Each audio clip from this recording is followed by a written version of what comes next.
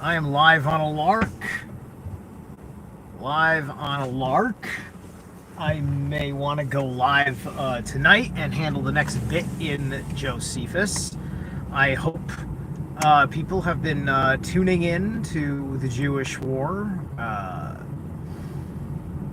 my read of it, with many profundities along the way, and my fair share of losing my place thanks to Foxit being a little shaky of a page turner as far as programs are concerned.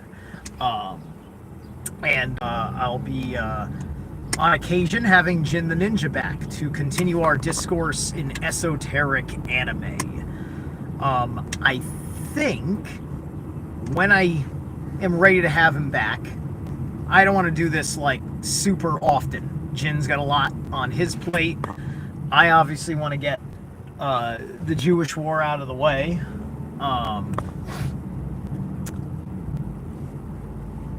But if not the next, then one of my early talks, I want to do the Galaxy Express 3-9 franchise.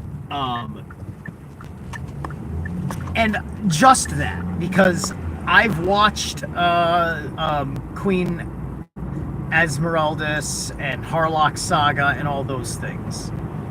But I didn't watch them enough to be like all the way in the pocket with everything going on in that universe. However, the Galaxy Express series specifically, which is more like, well, movies. They're movies set in that universe with those characters as supporting characters. Hang on, the intersection wants to be difficult. There we go.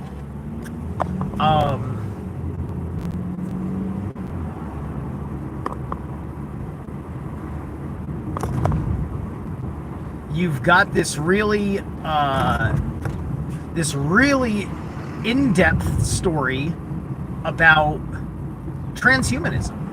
It's really like, it's one of the early like high conceptual science fiction stories involving transhumanism, where you've got the elites are all about becoming like androids, putting their souls, their consciousness into machines to live forever. And then there's a boy amongst the lower class, and the lower class is conditioned to want to desire being transhumanist the way the elites already are. And one of these elites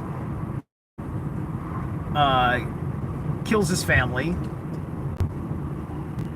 and to get revenge, he wants to have a robot body, so that way he is strong enough to fight his enemies. He wants to sell his soul. He doesn't know that, right? Because it shows you the process that you would already know to be true. I mean, even back when this was made in like the fucking 80s, you would have known this to be true, about how your soul would get sold for doing these kinds of things. Mostly because it's a reinvention of other concepts that are like it for false immortality.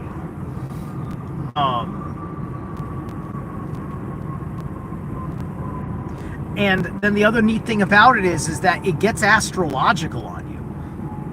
It gets because they're in the solar system. The whole thing takes place in our solar system, and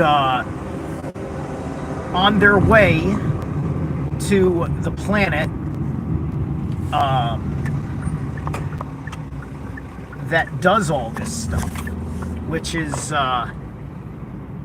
I forget how it works, because all the regular planets are there and they don't go very far from the solar system. It's science fiction. There's a number of things I'm missing. But the point is that, like, they leave, like, Earth, and then they start going through all the planets along the way, which involve they might just be, did they just do the, I forget how many planets they did in the story to visit. There was a whole thing about that, right? And then they go to each planet, and there'd be a little short story in the movie at each planet, because they're on a train in outer space that has to come, and it makes stops here and there to pick people up, drop people off, just like any other train. And he's got the exclusive ticket to the end of the ride, which is this the city that turns people into machines so he can do the thing. So there's a whole lot to talk about in that, in context to the transhumanism that everybody is going for, right? It's like everybody like, it's amazing how people grew up with very good science fiction demonstrating to you every aspect of transhumanism is going to be suffering of some sort. It's going to suck in some significant way. And you got all these people that are all fucking for it. And a lot of them thought that they were going to get government health care to subsidize the cost of the procedures of doing things, of like having chips to make you like app interconnected, or like anything else, right? I mean, like we're hardly putting robotic arms on amputee patients. Maybe a handful of them get to do it because of a VA thing, which you know that the only reason why they're giving a veteran any extra special attention in that way, it's not because we love you. It's because as a veteran, we still own part of your body, and you need it, especially because things happen to you. So you are now an experiment for the Bionic Man, right? At which they make no doubts about that. If you watch the remake of RoboCop, is excellent. I really liked it.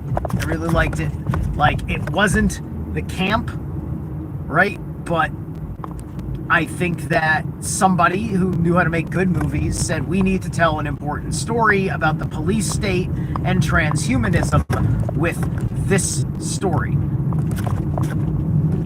And I think they succeeded extraordinarily well. And there's a lot of film critics out there who can't appreciate these things half the time because of their issue with remake mentality. Fair. You know, the stop ruining our shit people, which can be ridiculous. You know, Ghost in the Shell, for instance. Okay, what am I ruining? Because some people would say the anime ruined the manga. So the manga is the first source. So is that what we're upset about? That the manga hasn't been honored? Are you upset that the movie hasn't been honored? Are you upset that Standalone Complex Season 1 and 2 were not honored? Or what about that one that came after that, where they completely changed the Major's fucking design and gave her a new haircut and shit? Like, where's our... What are we fucking talking about? No, I thought that Ghost in the Shell, in continuity with how Ghost in the Shell makes differences as it goes, was right in the pocket, right? James Cameron nailed it, I thought, with Alita, with Battle Angel Alita. That was done too, like, bold choice to digitally give her anime eyes, and but he fucking did it. It worked. It was a little bit uncanny valley, but because of it caring about feeling like an anime-looking person in the real world, and trying that, I liked it. Right? Amongst other things that I felt were extremely good strong suits of that anime, which had significant changes from the anime in the live action. But anyway, that's not important. So, how you guys doing in chat? I can barely see y'all, and I got my lights. Like, it's crazy how, like, it's hard to see your phone in the sun. It's like there's more light, you think you'd be able to see it. Hey, Modern Scald is here. Oh, there's a little bit more talking than I thought there'd be. I saw Slick, and then I saw someone else, and I had no idea because I was driving, and there was lots of light in my eyes. Anime breakdown was juicy. I can't unsee Renee Ganon. Interesting. All right. Let's see.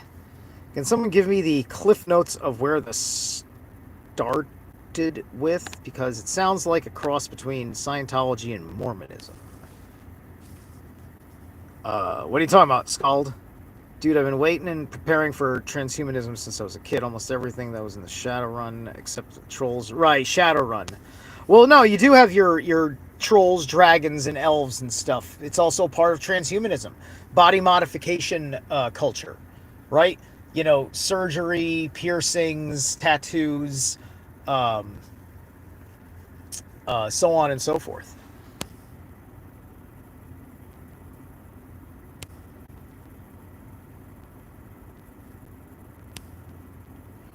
Right. Charitable cause. Or cheer instead of chair. I would say you're cheering at a bull. You're rooting for the bull, not the matador. Because maybe you don't like the matador. Maybe he's a douchebag. Life of Outreach. All right, cool. Yeah. All right, so I was just checking on our messages here. And so I'm going to go hop in the gym for a little bit and take care of some muscules. I'll catch you guys in a little bit.